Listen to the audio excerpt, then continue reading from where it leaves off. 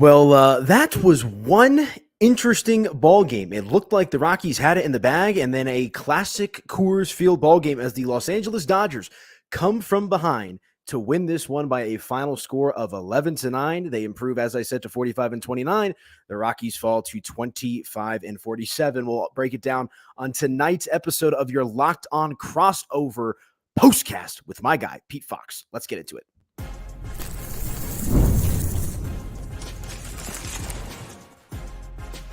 You are Locked On MLB Crossover, part of the Locked On Podcast Network.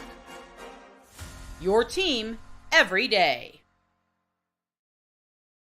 It is Locked On Sports, your team every day. I am one of your hosts, Aniello Piro, joined by my guy, Pete Fox, who is the host of the Locked On Dodgers Postcast. I'm the host of the Locked On Rockies Postcast. And Pete, you and I were watching this end of this game together.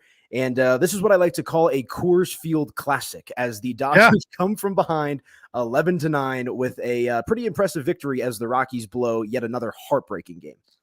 Yeah, that one sucked for you Rocky fans. That's unfair. They got jobbed by the referees or umpires, whatever you want to call them. You know me, I'm a big fan of robot umpires, at least behind the plate. And this would be a perfect situation where if there were robot umpires, the game would have turned out the way that it should have. The Dodgers did not deserve to win that game. That was absolutely a strike, a swinging check swing, third strike call there, which would have gone in favor of the Rockies, and they would have won the game 9-8. And I still feel like even if that were the case, this would have been a moral victory for the Dodgers to come and dig their way out of this hole that they were in this game, because the Rockies just kept coming. That every time the Dodgers would try to rally and get a run or two, get a little bit closer, the Rockies would answer with another run, and they kept extending and widening the lead until the ninth inning, when the Dodgers posted 7 with a grand slam from Jay Hay, and then a 3-run shot there from Teoscar Hernandez. So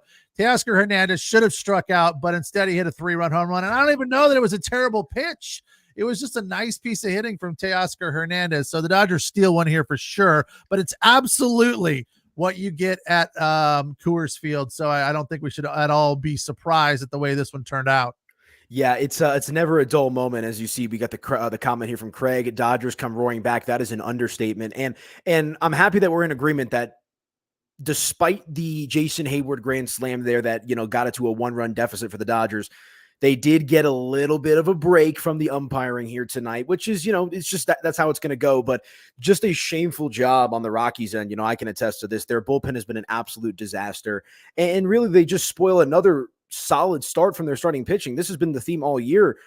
Pete, Austin Gomber tonight, 6 2/3, 5 hits, 4 runs, all of them earned, 2 walks and 3 strikeouts. But for Rocky standards, specifically pitching at Coors Field, you'll take that night in and night out, and the bullpen just absolutely blowing this one. Buddy Black was hot. Right fielder Jake Cave was hot, and rightfully so. But as Buddy likes to say, that's baseball. Indeed it is. That's kind of the way it goes. But it was a nice piece of hitting there from Jason Hayward with the home run off the foul pole in the 7th. The bases loaded. I mean, look, you got to get into that position, and that was nice at bats from the Dodgers there in clutch position, high leverage at the end of the game there. They got on base, they loaded the bases, and Jason Hayward took advantage of it. So that was cool. Again, I don't feel like the pitch to Teoscar Hernandez from, was it Vodnik? Or Kinley. Victor Vodnik. Vodnik. Yep. I don't feel like it was a bad pitch. I just feel like it was a really nice piece of hitting. And to go from you're basically out and the game is over to hitting a home run on the very next pitch, I mean, that is high drama. And some of the comments here, as you pointed out, Craig, was like best win of the year. We kind of quickly, before the game was even over, we were getting comments from BC here about Buehler's ERA. So this game for Dodger fans is probably, without the home runs in the 9th, more about what Walker Buehler did than what they did at the plate, because Walker Buehler, again, very shaky. I'm surprised they left him in there 4 innings, giving up 7 runs on 7 hits. He was not good. He was worse than last time out. But still, now that was no decision there, so he didn't get the loss, but deserved to lose this game. So he should be 1-5, but instead he's 1-4 and hasn't looked good in his last 2 outings. So still definitely a big question mark hanging over Walker Buehler's head as to where he is on the return from the Tommy John surgery. Yeah, let's talk about Buehler here for a second, because we're talking about a guy that, at one point in his career, not so long ago, was considered one of the better young and up-and-coming pitchers in Major League Baseball. Do you attribute all of these struggles this season to the Tommy John recovery? And here's the other thing. I know that leading up to this game, he's been a little up and down, but you always have to put a little bit of an asterisk when you're pitching at Coors Field as well, I feel like. Without a doubt. But yeah, it does seem like, I try to defend him a little bit. The comments are, DFA him, trade him, he's done. Maybe you could still get something for him. I don't think we're there yet. But again, I've been on vacation for, a better part of 2 weeks. So I didn't see any of the last couple of outings. I saw tonight, obviously, but it didn't look good tonight at all. And I'm like, well, maybe there is something to the fact that he hasn't quite figured it out yet. It hasn't returned to 100%, is not ready. But my comment last time I saw him pitch like this was, what are you going to do? You're not going to send him back to AAA to get more rehab starts. Good point. I think you got to just work through this and hope for the best. But he did not look good today, leaving too many balls over the plate. And again, the Rockies took advantage of most every bad pitch that he made today. And every time the Dodgers would try to answer and rally, they would take advantage of another bad pitch from Walker Buehler. And the fact that he made it through 4 was just surprising from Dave Roberts' perspective. Like, really? You're going to leave him in there for 7 runs on 7 hits and 2 home runs? It's like, that was, I thought he'd be gone in the second. I was surprised. Yeah, I was a little surprised at that as well. And, I actually not filled in, but I did the standard Locked On Rockies podcast today with my guy, Paul Holden. And, the Dodgers have been a thorn in the Rockies side ever since the Rockies have been a ball club for the most part. But one of the main topics we were talking about is like, what makes the Dodgers different? Like what do the Dodgers do that the Rockies don't? And I think the resiliency that you saw on display tonight, staying in this game, not the best start from Buehler, but having there's not an easy out for the most part in this Dodgers lineup on a game in and game out basis. I think you just saw, as much as the Rocky fan hates to admit this and see this, that's why they are the Dodgers, because just, Coors Field, Rockies, bad pitching, bullpen, all that aside, they're never out of these games because of the way that they go about their business on a game in and game out basis. And I think tonight's another example of that. Yeah, down 4-0. They answer back with a run in the second inning, which was nice to see, because it kind of felt like the Rockies were going to pull away. And then in the second, Andy Pages hits a home run. So I think when you give up 4 in the first, the way Walker Buehler did, seemingly in the blink of an eye, and then you answer back with at least a run, especially on a home run, it says a little bit about, or gives a little bit of confidence to the offense.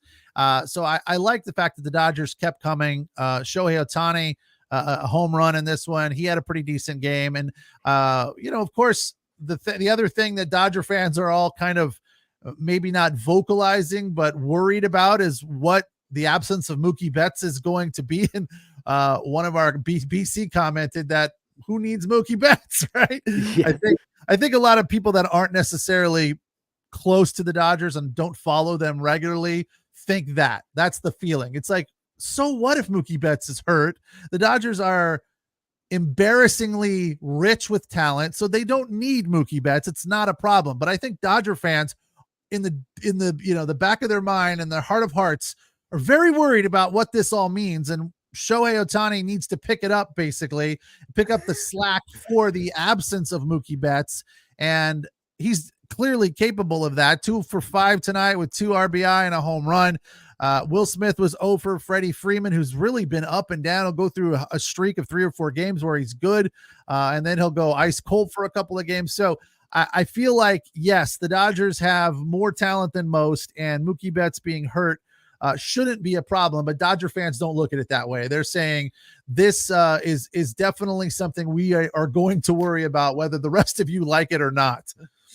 Yeah, I am familiar with the Dodger fan. I have a few of my best buddies growing up, so I hear it all the time in the group chats and the conversation. A restless bunch, but the standard has been set high. And you mentioned Shohei Ohtani's line tonight. He's also hitting .316 with an OPS of 996. So he's doing a pretty darn good job out there. And look, I know the Dodger fan doesn't want to hear much about the Rockies. They're an afterthought, but Ezekiel Tovar had another double tonight, and we talked about him a lot in the last program that we did together. His 23rd double of the year. I'll mention some of his numbers a little bit later on in the program. I mean, this guy is a stud, and he's a guy that will hopefully for the Rockies be a thorn in the Dodgers side at some point in the near future, if this team could ever get it together. But, all in all, just another classic Coors Field game as the Dodgers storm back to win this game 11-9. But let's continue along with the conversation here in just a moment. Let's hit a quick break. We'll come back and we'll talk about the pitching matchups and the series as a whole with my guy Pete Fox right here on your Locked On Sports Crossover.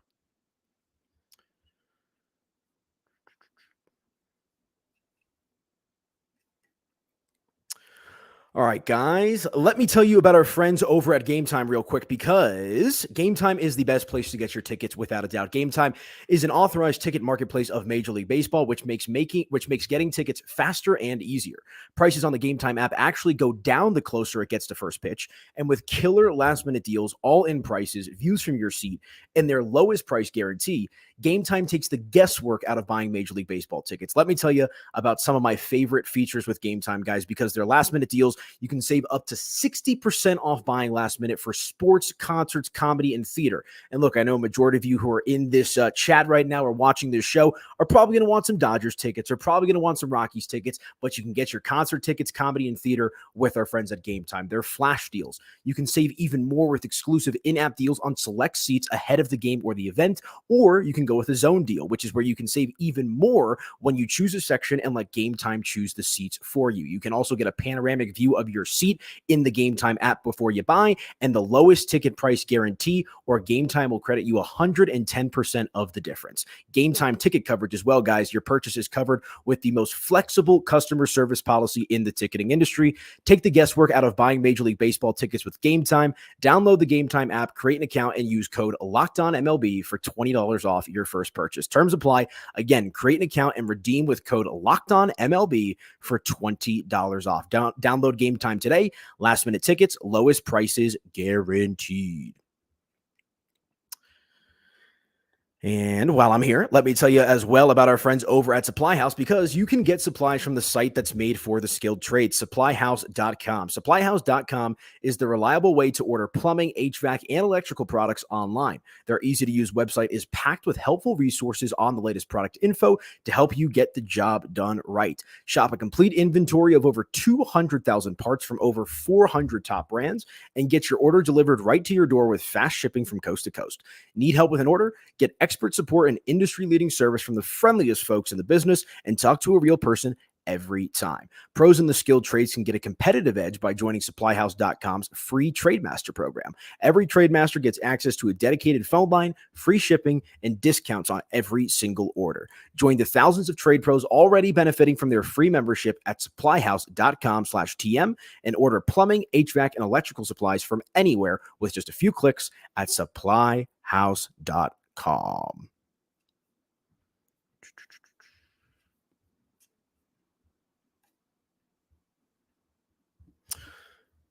All right, Pete, welcome on back in to your Locked On Crossover podcast, POSTCAST, rather, I should say. Aniello, Piro of the Locked On Rockies POSTCAST, Pete Fox of the Locked On Dodgers POSTCAST, as the Dodgers come storming back 11-9 to win this game, improving to 46-29 on the season.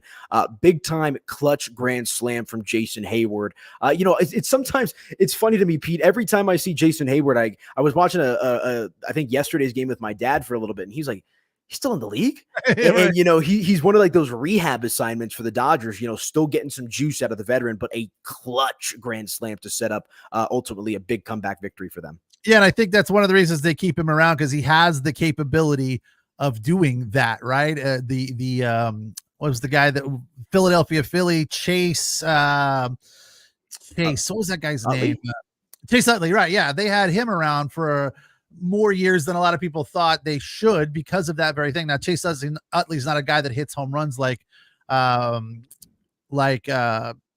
J-Hay is, but he did a lot of good things and brought a veteran influence to the team. And I think that's what Jason Hayward does for this team. And the fact that he's a solid outfielder and can hit home runs, and, he's not a big average guy, but when you've got James Outman, who had a great year last year and then was struggling, they ended up sending him to AAA to try and figure it out, because Jason Hernandez, I don't keep calling him Jason Hernandez, because Oscar Hernandez hit a home run as well. and I've been off for 3 weeks, so I'm struggling with the names. But Jay Hay hit the home run and was healthy to come back. So they, optioned James Outman to the minor league. So yeah, it wasn't quite the bomb that Shohei Ohtani hit of 476 feet. That was an absolute no doubter. I was surprised to see that the Teoscar Hernandez home run was 423 feet. It didn't seem like it was that big of a bomb.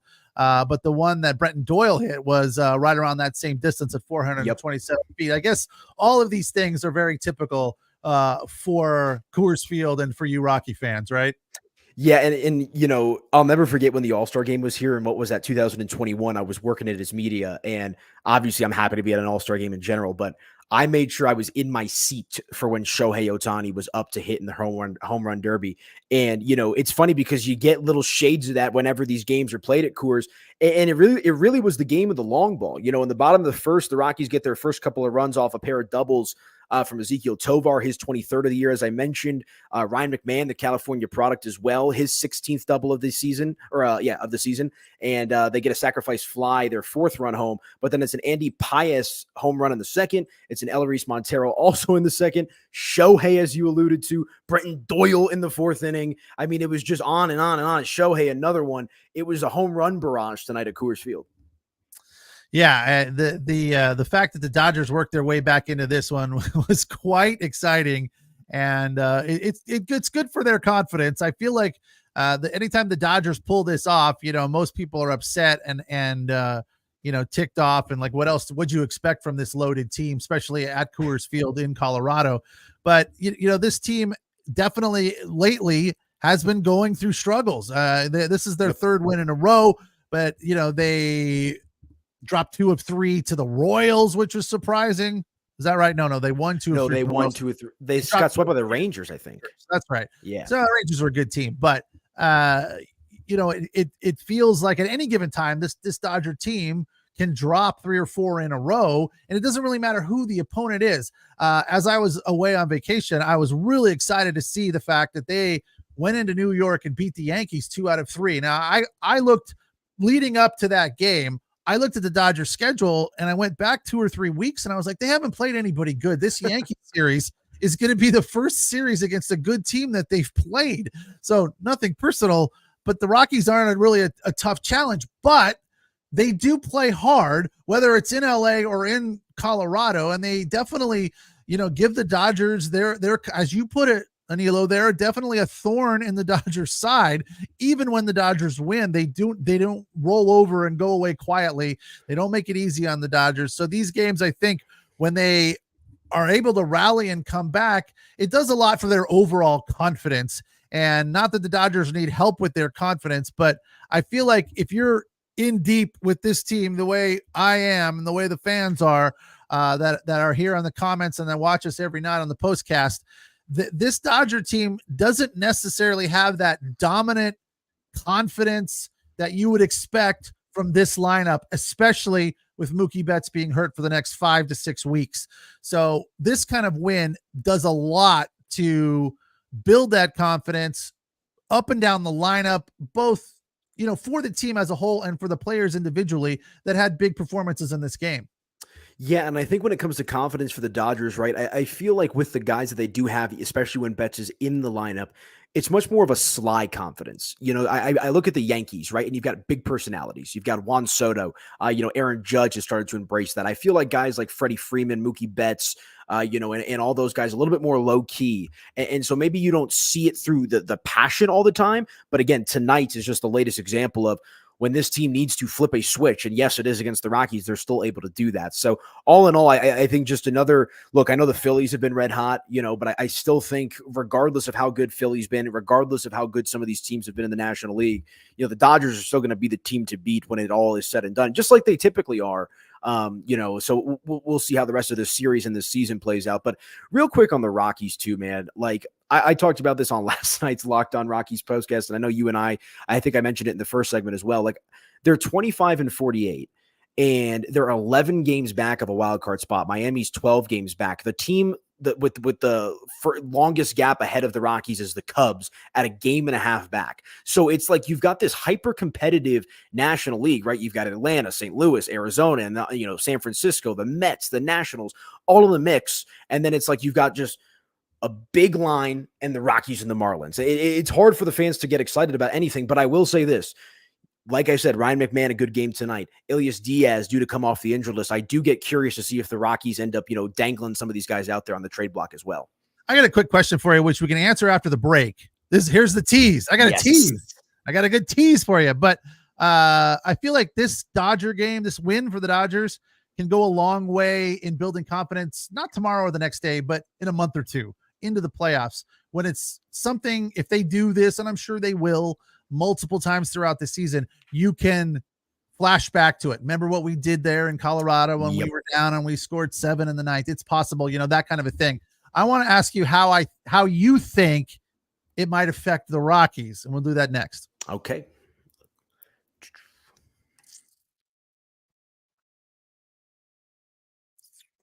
All right. Tonight's show is brought to you in part also by Prize Picks. What is Prize Picks? Well, it's America's #1 fantasy sports app with over 3 million members, and it is the easiest and most exciting way to play DFS, daily fantasy sports. It's just you against the numbers. You pick more or less, 2 to 6 players and their stat projections, and watch the winnings roll in. If you're into promotions like I am, I enjoy anytime there's a discount or something's on sale. Well, Prize Picks does that for you. They have stat projections that are discounted at times where they will lower your player stat projection on Tuesdays, which increases your chances of winning. And then on Fridays, they have a stat projection thing where if you lose, you can get your money back. So those are 2 cool things that will, make things easier for you, a little bit more interesting and a little bit more fun. With Prize Picks, you could turn $10 into $1,000 in a single game. Watching your favorite sports this summer, you can make a Prize Picks lineup in as little as 60 seconds. You need to pick more or less, again, on 2 to 6 players and their stat projections, and then you're locked in. They have quick and painless withdrawals, which is a huge thing for me, having done other sports wagering, projecting, betting, whatever you want to call it. Sometimes getting the withdrawal is not that simple. With Prize Picks, it is. And the deposit is also very, very easy. And they give you a nice little bonus up to 100% of your money, up to $100. So if you give 100, they'll give you 100 and you can double your money. So it is easy and painless and super fun. It makes the games a lot more exciting. And it's not just, scores and things of that nature. They get into some very deep projections and angles on players and pitchers and baseball, as far as stealing bases and total bases. There are so many different angles, and obviously there's options on golf and tennis, and the basketball season obviously is over. Potentially the hockey season might be over tonight. I don't know if the Oilers held on to win, but those are things that I look at and I say, all right, even though this series might be over because you think the Panthers are the favorite and they're going to cruise to victory and win this series rather easily, if you have a prize pick in on one of the players or stat projection on this game, it definitely makes it a little bit more exciting. So make sure you check it out, prizepicks.com/LockedOnMLB, and use the code LockedOn for your first deposit match up to $100. Pick more, pick less. It is that easy. Well done, my friend.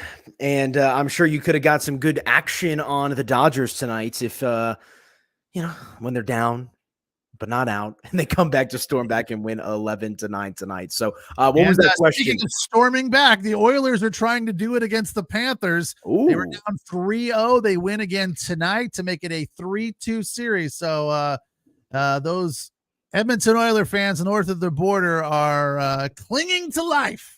Love it. Love it. And then, Prize Picks is going to be a great spot for all your baseball once we get into that as well, once all the other sports are done. So, yeah, interesting game tonight, my man, 11-9. And you were talking about how, games like this are the ones you could look back on. Here's the question. How do you think this affects the Rockies? Is it more negativity or, hey, we got job, turn the page, we should have won that game. The offense was great. Doyle with 4 hits. including a home run. As you mentioned, Tovar had a nice game. So they could turn this around and say, look, we're not a playoff contending team. So the fact that we lost this ultimately does not affect us. But Cave acted like this game meant something, right? Like this game was important to them. It's really not. They played well. They got jobbed by the umpires at the end of the day. So is this a game that they could maybe say, hey, we deserve to win that one, we're a better team than our record would indicate? Or is this one that's going to hang over their head for a little while? I think it's going to hang over their head for a little bit. And like here's the thing. I know they're not a very good ball club right now, but having been in that clubhouse and around some of these guys, like they are hyper competitive, and I'm like literally looking to my right as you're saying that, and Jake Cave's like talking with the media after the game, like, and he's still got that fire in his eye, right? And it's also frustrating when you lose. Look, it is a judgment call from the umpire, but you give up the grand slam and all that kind of stuff. But it is frustrating when the game comes down to a decision from the umpire. Did he go? Did he not go? And so I think it's one thing to lose 11-9 straight up. It's another thing to feel they're probably feeling a little bit robbed, in that clubhouse right now. And I think rightfully so. So, it's interesting. And I'll throw this back out there because I was talking about it again on the Locked On Rockies postcast with my guy Paul earlier today, and he was asking me, like, what is the definition of a successful season to you? And I think the definition for the Rockies is embracing the suck. They have a lot of these middling, aging players. Like, why are you playing them? Play all of your young guys. They just called up their 21-year-old second baseman. And they have been middling in this purgatory ever since they traded Nolan Arenado and Trevor Story left and all that kind of stuff. You're seeing some of the foundation. Brenton Doyle, I don't know if you saw it, had an absolutely sensational catch on Shohei Ohtani, a ball that should have been in the gap and would have blown this game right open. So they've got some young talent, but they're still middling. So yes, I do think it will hang over their heads, but they've got to figure out a way to find a direction overall because right now they're a rudderless ship. Daniel says DFA the entire Rockies team. Come on, Daniel. That is not nice. The one of my biggest pet peeves right now in baseball is the home plate umpires. I don't think we should have these conversations, right? It'd make our job a little bit harder, but it would be so much easier to just know what a strike is. Especially I get so upset. I don't care if it's the Dodgers. I don't care who it is. I get so upset when catchers are good enough with the framing to fool the umpire, right? Will Smith did it tonight. And like to put salt in the wound for the Rockies after they lost the game because of a bad call. And in the bottom of the inning, Will Smith pulls one about, 8 inches from the outside to into the strike zone. And the umpire called it a strike. That just shouldn't happen. It's they should make a rule like they did with shifting. You can't frame the ball. Wherever you catch it is where you catch it, right? I'm sorry. You can't be like Little League, fine. High school, fine. I'm okay with it there because it's a skill. I get it. But these guys are the best in the world at this. And it's not fair to the batters, right? They know what a strike is, most of them. Yep. Almost all the time. They know what a strike is. So when it's outside, and we know what a strike is too now, thanks to that little box on the screen. So when they're frame jobbing it, there should be a light that goes off, like the pitch clock. Oh, that was a frame job. Sorry. You can't frame. No framing. Framing's either robot umpires or no framing. That's my take. I can't stand it. Well, it's unfair. I was going to say, I think robot umpires are on the way. It'll probably take a little while for them to install it, but I do think that'll come sooner rather than later. And then that's the thing. It used to be like the nuance part of the game, right? There was some charm with it, but now it's just getting out of hand. It's just, and look, you mentioned it. The Dodgers got a couple of good breaks tonight on the pitch framing. So do the Rockies. There's always probably 4 or 5 strikeouts throughout a course of a game where you're like, maybe not on the fringe, but hopefully they get that corrected. 4 or 5? You think there was that many? That's crazy. There should be 1 or 2, maybe. I'm not talking about an entire at bat. I'm talking about a strike call. There shouldn't be that many, And even if it means the strike zone's a little bit potentially bigger, okay, fine. Right. As long as it's the same for everybody. What was that guy that just retired that was the worst umpire in the history? Hernandez, right? Like that guy missed calls everywhere, not just at home plate, calling balls and strikes. The famous one is against the Rockies, right? Where he was like 1.5 feet off the bag. So I don't think in this day and age with the technology that is available to us, and I think people I don't know if you've seen it, Aniello, but it's not there's not going to be an actual robot. It's not going to be a computer screen behind home plate. No. There'll still be a human being there, but he's just getting the information in his ear from the computer, which is up in the press box, and it will happen instantaneously. You won't even know that he's not calling the ball or strike. Now, granted, I think the umpires union is going to be a little ticked off about it, but I don't care, because you guys are not perfect, and nobody is. We get it. We know that you're not perfect, but in this day and age, balls and strikes should be perfect. It should not be a gray area, because it is a finite thing. I completely agree with you. And like I said, hopefully that happens sooner rather than later, but it is frustrating when it impacts the outcome of these games. And I know that was a check swing that we saw tonight, but too often, in many a Dodger games and many a Rocky games, we've seen it all shake out. So, real quick before we get out of here, tomorrow's matchup, Ryan Feltner on the mound for the Rockies, 1-6 with a 5.71 ERA, going up against Bo Miller for the Dodgers. He's 1-1 with a 5.40 ERA. So we'll see. The Dodgers have an opportunity to clinch the series tomorrow, though. Bo Miller. Oh, Bobby Miller. Yeah. Oh, Bobby Miller. Excuse me. Yeah. Back off the DL or the IL. So I don't know if this is his first return to action, but he's been very good. And a lot of Dodger fans have been anxiously awaiting his return. So that should be very interesting to see how that all turns out for them. But I think after Walker Buehler's performance today, anything Bobby Miller does today, save giving up 7 runs in 4 innings, I think will be a win, because Walker Buehler right now is definitely a sore thumb in the Dodger rotation that Dodger fans are really scratching their head about. Like, what are we going to do with Walker Buehler? Because, through the rest of the lineup, it's fairly solid. There's a lot of good stuff happening there for the Dodgers in their pitching rotation. Almost, again, an embarrassment of riches. Like, you might, if it were playoff time, you would struggle to find your 4 starters because they have a lot of options and a lot of things are going well, and Clayton Kershaw is getting healthy and getting closer to returning every day. So it's going to be interesting to see what happens with Bobby Miller tomorrow for sure, as the Dodgers look for, is this a 4-game series? 4-game series. Oh, okay. All right, cool. Yeah. So tomorrow you're going to be there, right? Is that the deal? That is the plan, and I think we're going to run it back here on the crossover episode. So I'll be in the friendly confines of Coors Field, and hopefully on my end, I can talk about some positivity from the Rockies. Bring the Dodgers back down to earth a little bit. But we'll have a good time with it, and away we go. But any closing thoughts before we get out of here, Pete? No, I'm happy to be back at it, and I thank you for allowing me to wade into the shallow end in here after a long day of traveling across the world. So I appreciate you propping me up today. Thank you. All good, my friend. We'll do it again tomorrow. And for the listeners out there, thank you guys so much. Make sure to smash that subscribe button on the Locked On Denver Sports channel, as well as the Locked On Los Angeles Sports channel, as Pete's got you locked down. I got you locked down for the Rockies as well. But we'll talk to you guys tomorrow. Dodgers win tonight's 11-9. We'll see what Wednesday holds.